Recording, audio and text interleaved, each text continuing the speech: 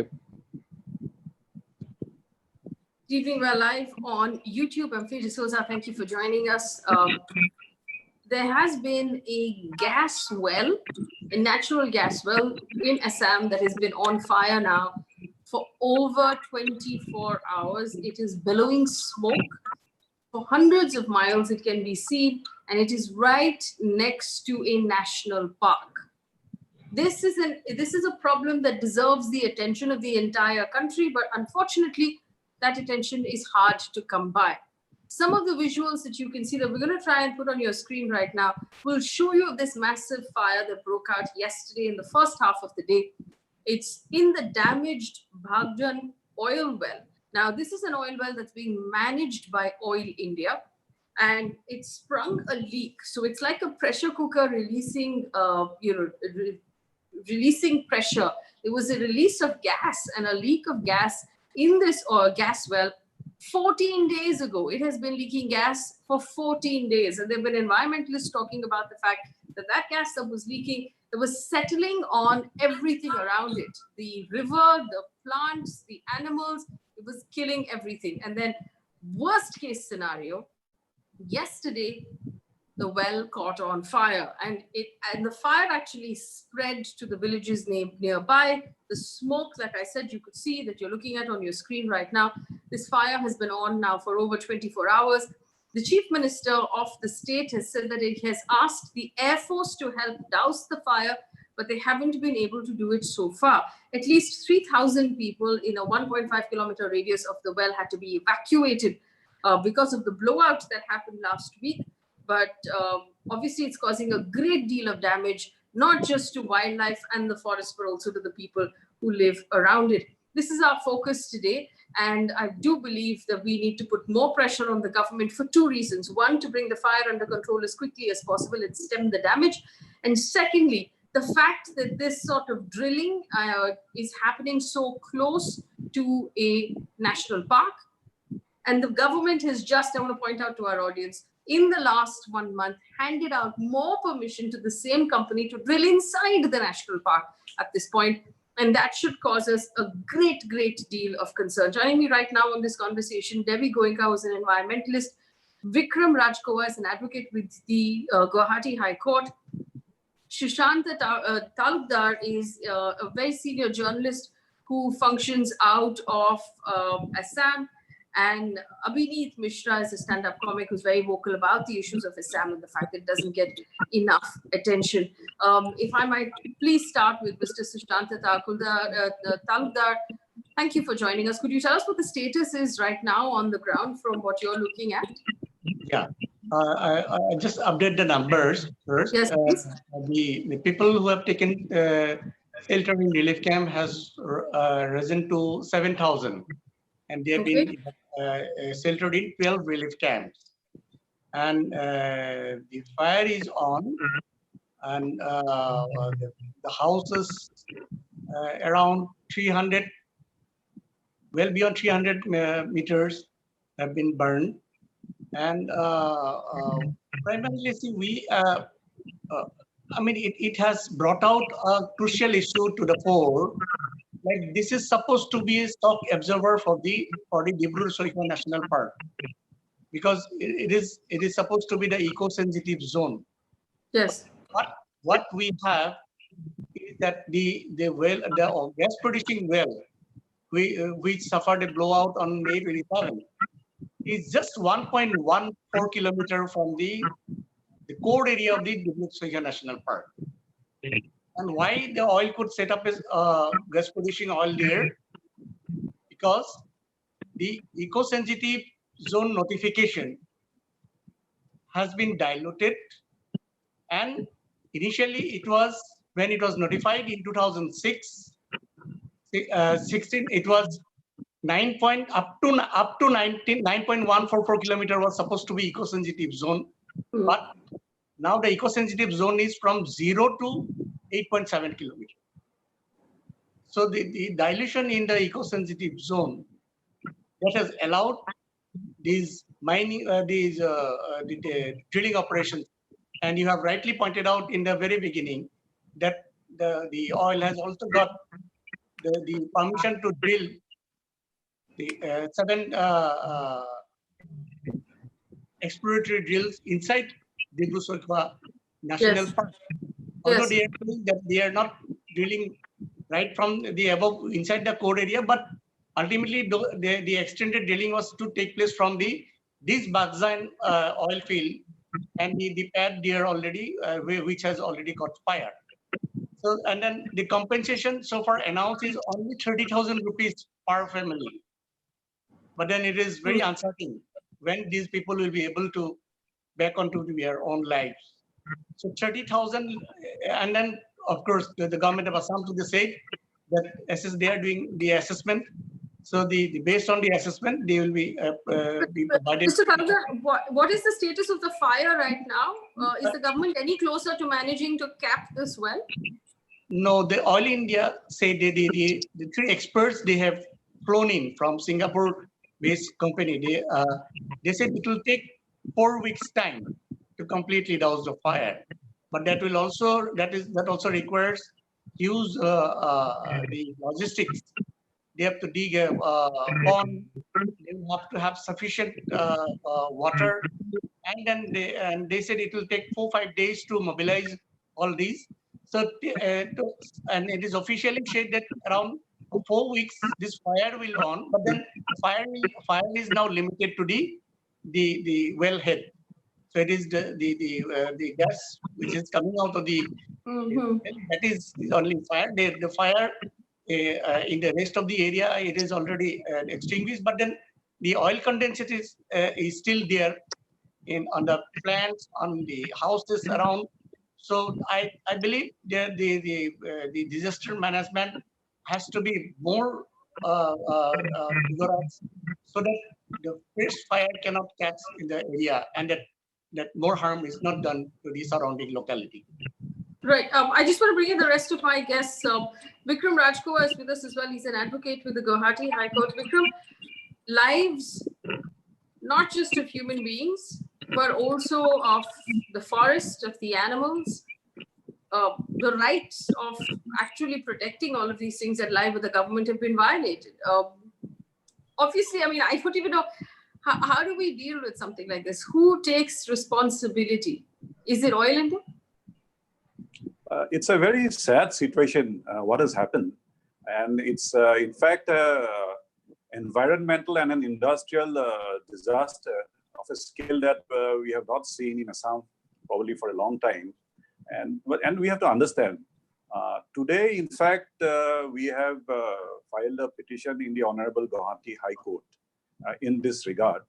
And on behalf of a local person from that area, an environmental activist, and someone who has been working in that area in the ecotourism sector.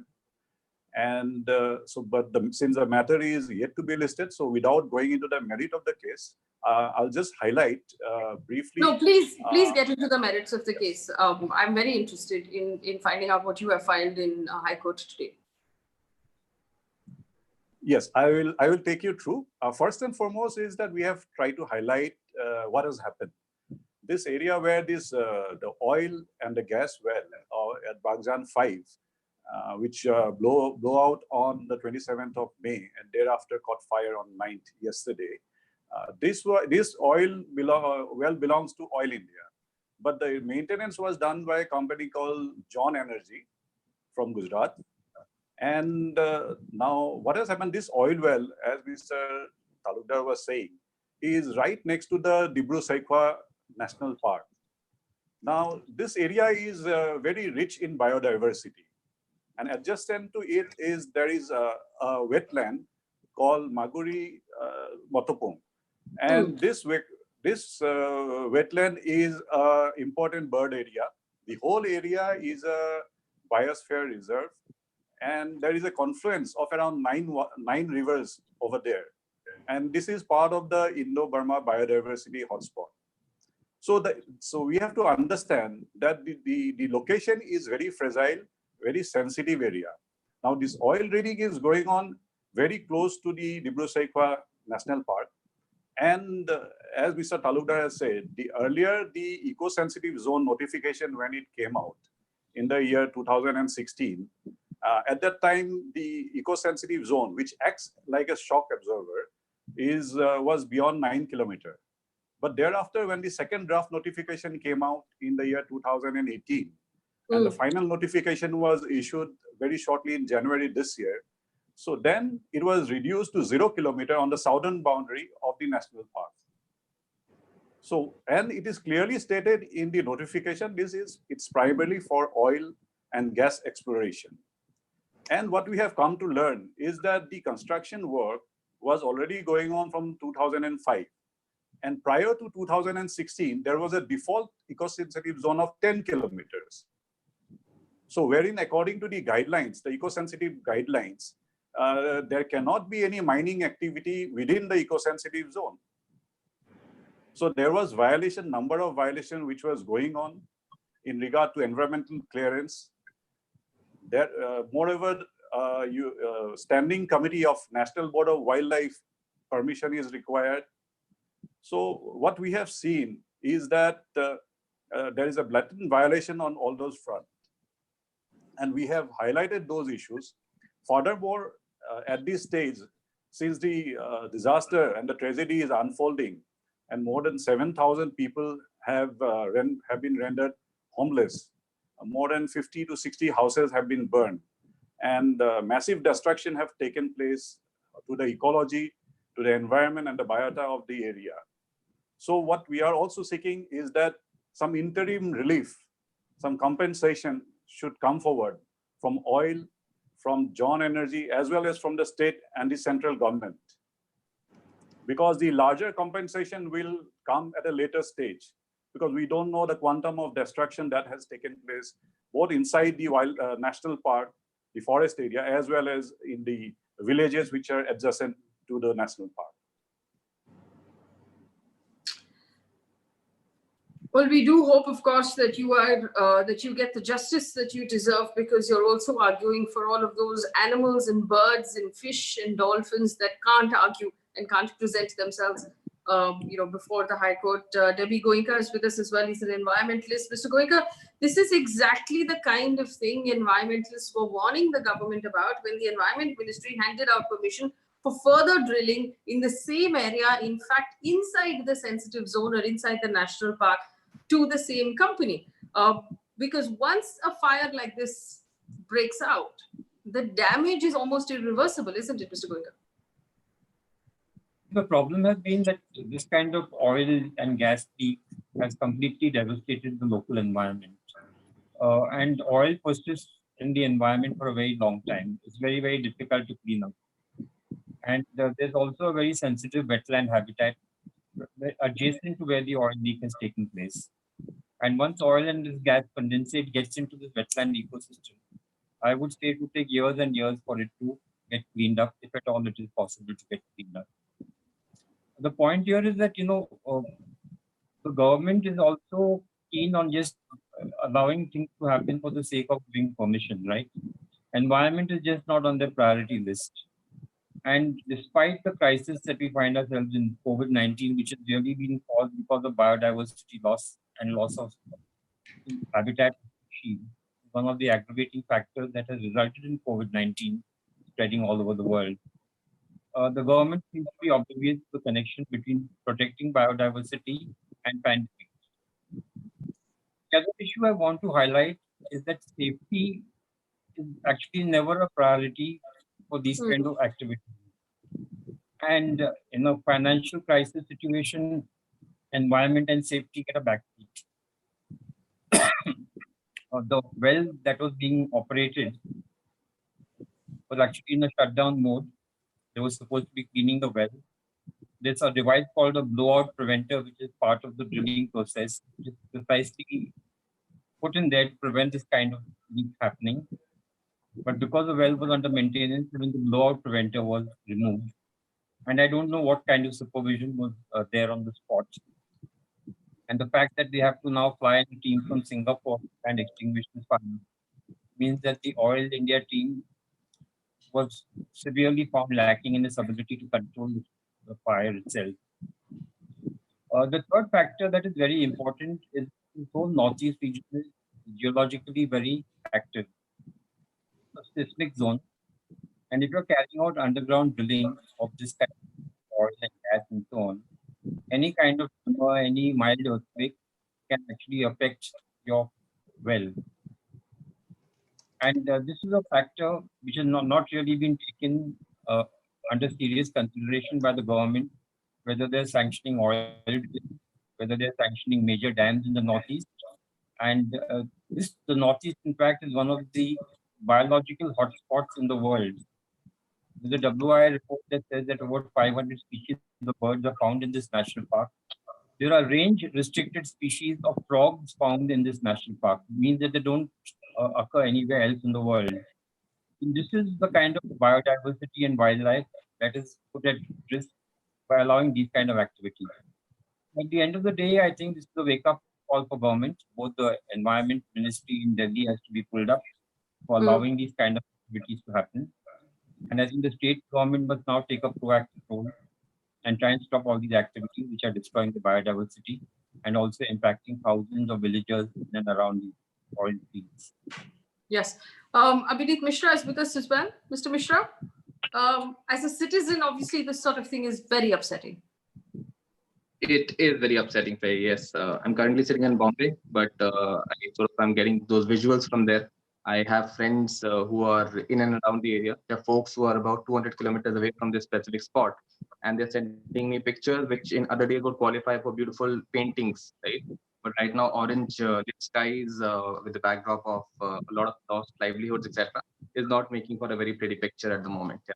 So it is painful, but I like to thank you first up for covering this piece, because one of my biggest browsers is that a lot of the news of such tragedies in the Northeast generally gets stuck at the toll gate in Bengal. It just never goes to the mainstream media, and it's sort of it's a repeat of a lot of episodes. We had a mining tragedy in Meghalaya in 2019 January that never really got the attention. We have the annual Assam floods, never really gets the attention, and this is again one of those, right? Like the experts here rightly mentioned that 27th of May is when the leak has been happening. I'm not too sure. In fact, when I decided to do a video on this and I wanted to do some research, I went online and I just typed the words, around this area, and I only got 3 links, right? So essentially, there were just 3 elements that had covered this entire piece, right, and not in much detail. This gas leak had been happening, especially the visual that people had been sending. Obviously, I thought merited greater attention. So yeah, the frustration is very well merited. Yeah. Well, this is obviously deeply distressing. The pictures, and I'm looking at it, and the reason why for our audience we're keeping the pictures on the screen is because we want the rest of I at least want the rest of the country to realize how bad this is. Not only is it really bad that this well is on fire, before the well was on fire, it was spewing gas, nauseous gas, for 14 days. They weren't able to cap it, and then it caught on fire. Not only did it catch on fire, the fields around it, the villages around it, the homes around it are on fire. I want to spend a few moments talking about how sensitive this area is. Vikram Rajkhowa, and I know that this would have been part of your case to the High Court as well, that this area is sensitive for many, many reasons. One is it's so close to the national park. It's bordering rivers. There are endangered species in those rivers, in the park. There are rhinos right outside of where this oil well is. Would you take our audience through what you have pointed out for the court's benefit? Yes, sure. What we have to understand is this wetland which is there, where the oil spill has happened. That is connected to 2 rivers. And those 2 rivers, in turns, reach the Brahmaputra through the Lohit River. And so there are around 9 rivers, and this is a huge confluence.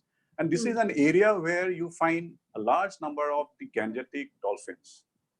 Moreover, the Dibru-Saikhowa National Park is also known for feral horses. These are wild horses which are available there. There are many numbers of elephants, large population of elephants, tigers, and many endangered species, including medicinal plants are there, orchids are there in the entire area. So this is a very sensitive area, and rightfully it has been declared as a biodiversity hotspot. furthermore, this entire area is also in the seismic zone 5. That is one of the highest category. So there are a lot of risk involved in mining of these kind of activities, especially near the national park area. And that's why rightfully there we have national policies, the forest policies there, as well as the state forest policies there, where we are talking about protection as well as conservation, but we are not really walking the talk. What we see in the ground reality is totally different. It doesn't make sense that to have a drilling well, the 0 kilometer on the boundary of a national park.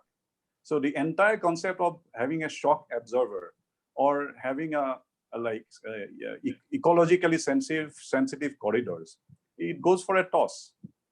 Recently, I myself had to file a petition just 2 weeks, few days back, in regard to coal mining activity in the same district, inside a forest area. Yes. I had to come myself as a petitioner because during this pandemic situation, the National Board of Wildlife gives approval for these kind of mining activities inside a forest area. So the government has to decide, yes, we need to balance between our energy security as well as our environmental security. But are we in this manner, are we really following a sustainable development model where we have an oil well next to a national park? To my mind, that's not the case.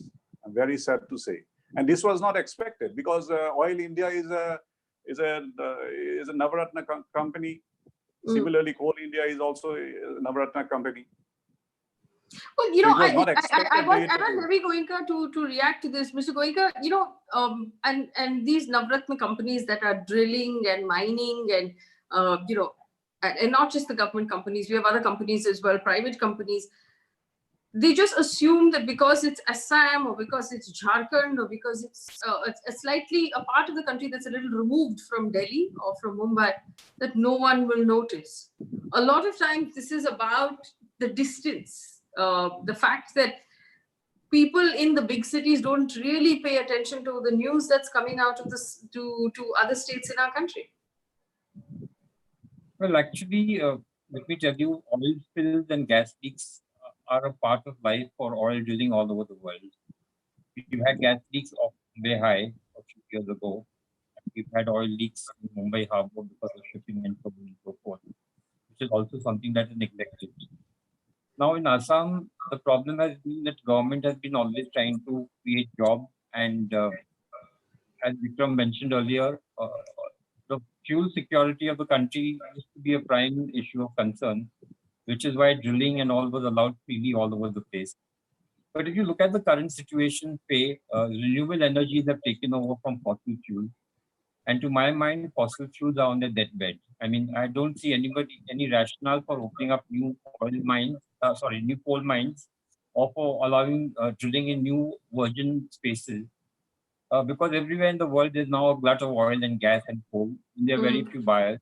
The energy power generation has decreased considerably, which is why we are seeing clean air and clean skies all over the country.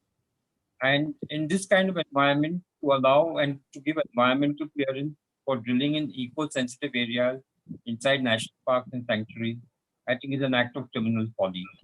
And I really think the decision makers who are part of this process really need to be pulled up by the Prime Minister. And, you know, that's going to be my next question. And this is the question to the whole panel.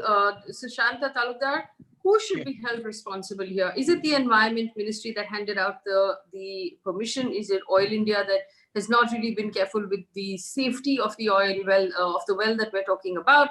Is it the government of Assam? Who's responsible here? All of them.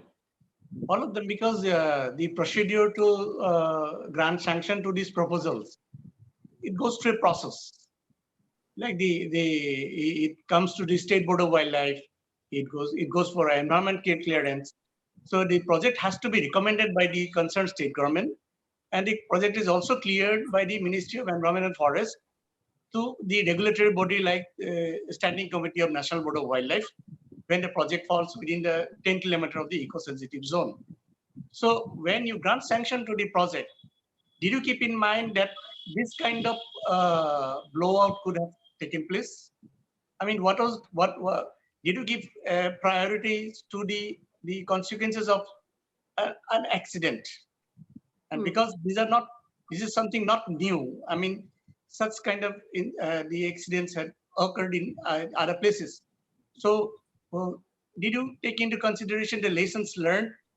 Whether was it a monitoring system while granting license that these measures are put in place so that in case of any eventuality, because we have allowed this mining to take place, because we have allowed this drilling to take place, so whether the granting authorities, be it the state government, be it the central government, including the National Board of Wildlife, do you have a mechanism to keep track whether the license holders, whether those having lease, whether they are following the all norms, whether they have the disaster preparedness was on full steam?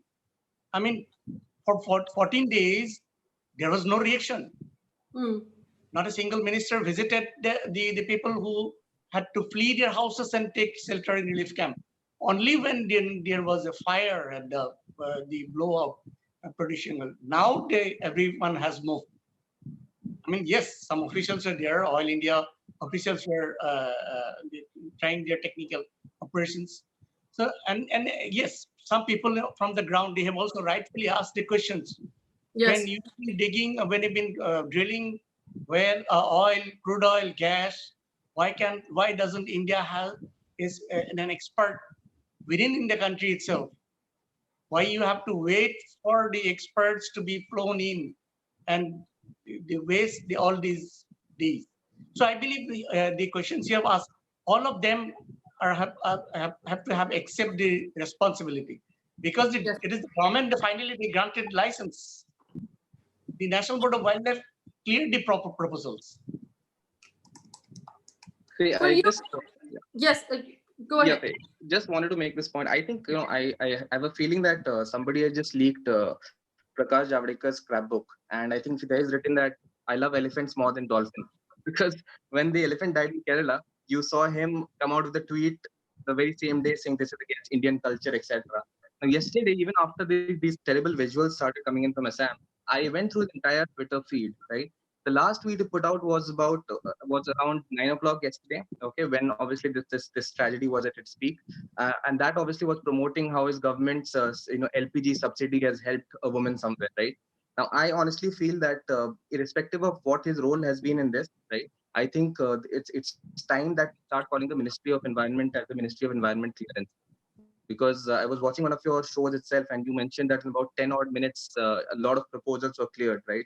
And it's almost worn as a badge of honor that our government is so focused on Vikas, and we work with such super velocity that we deliver 10 proposals in one shot. Isn't this great? Now, obviously, But, I think incidentally, one of those proposals was to drill more wells in the same area. Absolutely. And on that itself, the company that is currently in the dock, that said that we are assuring that everything will be safe because we have the latest technology. Now, the same company doesn't have the requisite technology to cap a gas leak for 14 days. I mean, irony has just hit me on the face right now. The other irony right now that I can think of is that the environment minister's name is Prakash, which is quite an irony because the smoke, it's absolutely dark. The entire sky is dark. The one thing that we need is Prakash, but Prakash is nowhere to be seen. So I don't know, man. That's just the way I'd want to look at it. Well, I also want to even point this out. Vikram Rajkhowa, who's an advocate, Vikram, a month ago, on the 7th of May, we saw that gas leak from LG Polymers in Vizag. This was on the 7th of May. News coming out today that the government of Andhra Pradesh has decided to set up a high-powered committee to probe the causes behind the gas leak of LG Polymers a month ago. This is after a fine was placed on them, and then they went to the Supreme Court saying we don't want to pay this fine, and the Supreme Court refused to entertain them. And now scientists are asking, how is it possible that the very committee, or the Andhra Pradesh Pollution Control Board, the very committee that gave permission to expand that LG polymers plant is the committee that is investigating the gas leak at this point. So this is exactly where we are. Here we are in Assam.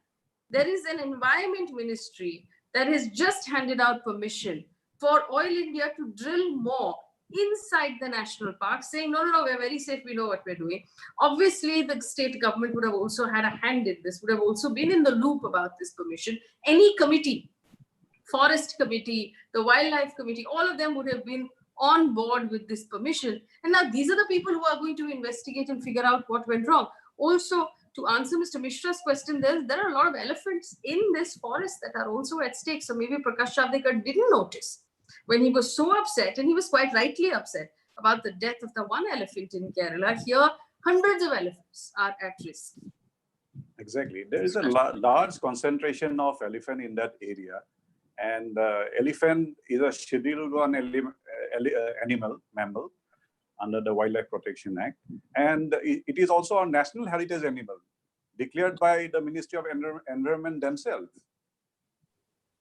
So what is happening is that the ministry is not listening to their own experts. Even in the case of Rajkhowa, there is the two-member expert committee had visited the area in 2013, and they have given very adverse remarks, as well as number of violations they've highlighted it. But nothing has been done. And similarly, in mining cases, the experts also have mentioned about number of violations, and they've stated that these are pristine, very pristine forest areas. But nothing has, but still the approval has been granted. I believe approvals have been granted at a time when the whole world is fighting the COVID pandemic. So in a half an hour meeting, 30 odd projects across the country, approval has been granted. So I think the policy makers have to really look at what exactly they want to do. This is not the way. The policymakers have to introspect, and I want a larger national point of view from Debi Goenka. Debi Goenka, heartbreaking visuals that we can see on our screen, not just for the villages and the wetlands, but also to consider the animals that are close by, for whom no explanation is offered. Animals are, nobody's going to explain to the rhinos and the elephants why this is the air they're going to have to breathe for a very long time. But there is a pattern here, isn't there, Debi Goenka, across the country. Everything from RA colony to what's happening in the seas of Mumbai till Assam. There's a pattern, isn't there? Yes, so the role of the Environment Ministry actually has to be really critically looked at. From becoming a ministry that was constituted to protect the environment and forest and biodiversity and now climate change, it just seems to have become a licensing authority, and its job seems to be giving clearances in the fastest possible time. Now, the meeting of the National Board for Wildlife, in fact, the Prime Minister of India is the chairman of the National Board for Wildlife, but the NBWL itself has not met for 5 years. And as per the Wildlife Act, the board is required to meet twice a year. The decisions that are being taken to grant all these clearances in and around national parks and sanctuaries are at meetings that are chaired by the Environment Minister, Mr. Javadekar, and the decisions are being taken by what is called the Standing Committee for the National Board for Wildlife. Now, this particular meeting that was held during lockdown, apparently none of the non-official members could attend this meeting. In fact, the agenda and the notice for this meeting was put up on the ministry's website one day before the meeting. And normally, what happens is if the advance notice is on the website, organizations like us who regularly keep checking the MOEF website, try and send in suggestions, objections, comments on the agenda item. But by not giving adequate notice and complete lack of transparency in the way the ministry is operating now, even those options are now precluded for the common man and from environmentalists and so on. So I really think that the functioning of the Environment Ministry needs to be very, very critically examined. And at the end of the day, my suggestion is that all the MOEF is putting a rubber stamp and giving clearances to every activity. And why do we need a ministry at all?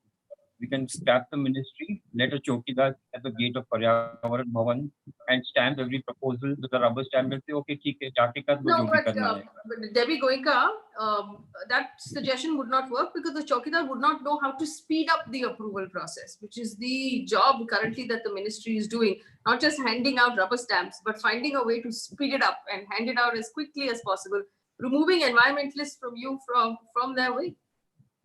How will the Chowkidar be able to do that? The chokidar will give you instant clearance. He will open the envelope, put a stamp there and send you off. I mean, Mr. Javadekar talks about speeding environmental clearance from 400 odd days to 57 days. The chokidar can do it in 57 seconds. Well, this is actually true, and this is something that I've noticed as well. And anyone on the panel who wants to come in on this, the fact that the Environment Ministry or the Ministry for Forests has become the Ministry for Deforestation instead of the Ministry for Forests. The fact that the ministry is supposed to be protecting the environment, protecting forests, protecting wildlife, it's actually functioning as a body that aids the removal of forests and wildlife from the way of big corporations that want to be able to drill and want to be able to mine and want to be able to do other work on the land that the forest now occupies. Also, we must remember that this has a terrible, terrible impact, not just on forests and animals, but also on the indigenous people who live in these forests, the tribal people across the country who are removed from their land because that land is wanted for other things. Mr. Talukdar, why is the Assam state government not more protective of its forests? Because the Assam government also wants more protection because they are looking at the resources as for employment generation. That's what Goenka sir has mentioned. They're looking at these resources, and but it also brings to the question that also often comes in the domain, like who owns the resource, natural resource? Who takes the decision? Government, unfortunately. It's Delhi which takes the decision where we should mine, where we should drill, and what we should do with the resources. And in return, you get some jobs, but you're not concerned what happens to you because. Okay, so let me ask a counter question. So what do you do for jobs? Because this is the truth. You need jobs. You need economy, you need roads, you need hospitals, you need schools, you need colleges. We need all of these things in Assam. We need all of these things in the other states of the Northeast, which we have and we enjoy in, say, Mumbai, Delhi. How do you make up for that if not with the natural resources? Yeah, so there comes the question of cost-benefit analysis. Now we have this Dihing Patkai, Mr. Rajkhowa has mentioned, Dihing Patkai rainforests. Deforestation is also tropical green evergreen forest. Now, when we do the cost-benefit analysis, we have to keep in mind that these forests or rainforest has evolved over millions of years. And what you are asked to do is replant, so regenerate. Can we regenerate? So when we do the analysis, should we do the analysis for 20, 30 years of development or 100 years, 200 or 500 years of sustainability for the entire population? I mean, we're talking about only this Dihing Patkai rainforest, Deforestation evergreen forest, where you have to take, you have to take a different yardstick when you do the cost-benefit analysis. Now, what kind of development model is suited for this region? I mean, when you talk about the electric vehicles in elsewhere in the country, then I get petrified. I'm because I ask where from you are going to get electricity. Of course, you are going to get electricity from the northeast, from coal, and now you are looking at hydropower. Earlier, the up to 25 megawatt was considered to be renewable energy. Now, all hydropower projects are renewable energy. So 2,880 megawatt Dibang Valley project, Dibang Hydro project, which was cleared recently. that project will that project is also considered to be a renewable energy project. And you know, 3.28 lakh trees will be felled, will require to be felled in this Dibang Valley. And its impact will also be on the same Dibu-Soikhon National Park. Now, do we need electricity? Now, do not Northeast need electricity to that level? No. Now, who decides? Now, you want development in the entire country and you plunder resources from one region. I said that's why this question comes to the fore. Okay. So let me ask the citizens of Assam right now, and this is a very small sample size. So this is my my submission to my audience.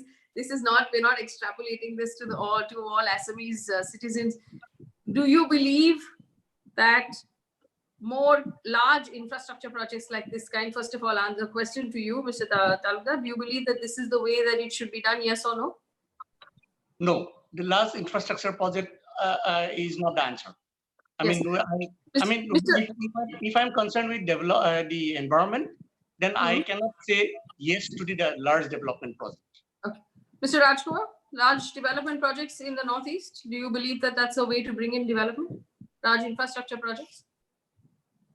No, I also don't believe that large these mega dams and mega projects that are coming up, especially when we can have run-of-the-river projects. We are building these kind of dams and these kind of large projects. I'm not in support of that, because here we are talking about not just jobs, we are also talking about the sustainability of the communities. And it is wherever the people have been taken together, brought in together, the preservation and the conservation effort has paid off. If you look at Mr. Jadav Payeng, who has single-handedly built a forest the size of Central Park in New York.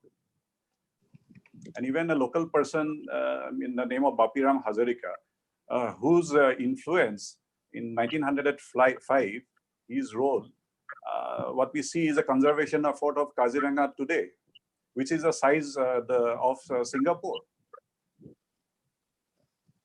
Well, so, last question to Mr. Mishra before we wrap this up. It's obviously clear that everybody believes that large-scale infrastructure projects is not the way to generate employment. But Abhineet Mishra, you are in Mumbai. If there was large employment and if there was a stronger economy in your home state, maybe you'd be able to stay at home or stay in your state. Do you believe that there should be a push for the economy of state? Just one technical correction. I'm from Meghalaya, so I will not claim. Same question. But I think the whole element of development, which is thrown as a counter question, is often used to gaslight a lot of hidden malaise. And I'll give you an example. Okay, in Jan 2019, this Meghalaya rat hole mining case that had come up, which had again not been highlighted. There you employed children to basically excavate those rat hole mines because only one person could go in, right? Now, whose employment are we talking about? 7-year-olds, 8-year-olds, etc. There are mafias that are running in there. The Northeast is one of the highest funded regions of the country. Are you telling me we can't generate enough employment opportunities? We clearly lack a sense of will there. I understand that a lot of your bigger FMCGs may not have plants, etc. there, but there are a lot of companies which have already gone and set up plants there. I know of a company called HUL which is already there. I know ITC which is already there. So there are companies already setting up, development opportunities are coming in, etc. I think it coming at the cost of this is clearly not on. Also, if you're looking at elements like these, look at how you're protecting the indigenous people. Right now, the people who are affected, like somebody rightly said, 30,000 rupees is the compensation we're offering. 30,000 rupees. Just think about the minimum wage in a place like Delhi is about 22,000 rupees. These guys are getting about 30,000 rupees to re-establish the livelihood, which has been completely lost. Something where is the protection mechanism? I think the malaise is far deeper than just a question of development. That's my view. Right. Mr. Goenka, last word to you. The wetlands that we see that are on fire, how long before they come back to normal, if at all? And and how do you believe the citizens who are watching right now can get involved to stop this sort of infrastructure projects coming in to sensitive zones? Because right now it seems like there's no accountability for who's making these decisions. I think the problem arises because of two things. One is that all these projects are being sold as job generating projects. And unfortunately, everybody looks at these projects as development. I think development is a word that is really misused. And I think certain kinds of development are appropriate for certain kinds of locations. You can't have the same development model across the length and breadth of the country. Now, the Planning Commission had evolved a model where state governments which protected their biodiversity and forest areas were supposed to be compensated by a fund transfer mechanism that would enable them to continue to protect the biodiversity. So the idea was that states that had forest cover more than the national average would be paid to keep their forest and biodiversity intact. And this is a kind of development model that actually would work for Assam and the Northeast. If the Northeast states are being given incentives, financial incentives to protect the biodiversity, obviously the state government will not be putting these kind of proposals forward. And this kind of money that then flows into the state coffers could be used for real sustainable development activity, which is to encourage local industry, sustainable farming, sustainable agricultural practices, and so on. I don't think large infrastructure projects in any case generate employment to the local people because most of the labor is imported, and that actually leads to other cultural and social problems arising out of this kind of, culturally sensitive area also. So at the end of the day, the development model has to be completely looked at. And if we are to protect our wetlands and our biodiversity and all, I think money should not be the only issue that we are looking at. I think there are larger issues involved, and they definitely need to be given priority. Right, we're going to leave this here. As citizens, this is my appeal to everyone who's watching this video. We need to read more about what's going on with the environment. We need to be more aware of what permissions are being handed out by the ministry, what permissions are being considered by the ministry. We need to support journalists who are writing about the environment. We need to support activists who are fighting for the environment. There is this whole picture that gets painted about the fact that these bleeding hearts of activists and journalists are just standing in the way of development. And we have to ask ourselves, very important points that Mr. Goenka pointed out. We have to ask ourselves, right now we're in lockdown because someone messed with the environment in China, and the whole world had to pay the price. And we've all paid very real monetary and emotional and prices with our, we paid a price with our lives. Messing with the environment never ends well. And there does seem to be a concerted effort to mess with the environment even during the lockdown. Irresponsible, short-sighted decisions that are being made on various levels of government to hand over our diversity, to hand over our natural resources to companies that obviously don't have a handle on safety and don't have a handle on treating the environment with respect. We have to speak up, because at stake is not just our environment and our climate change and our planet. At stake are animals who have as much right to life and air and water as you and I. But we've taken away that right because they cannot represent themselves in court. We need to return that right to them as equal residents of the planet. Thank you for watching. Good night.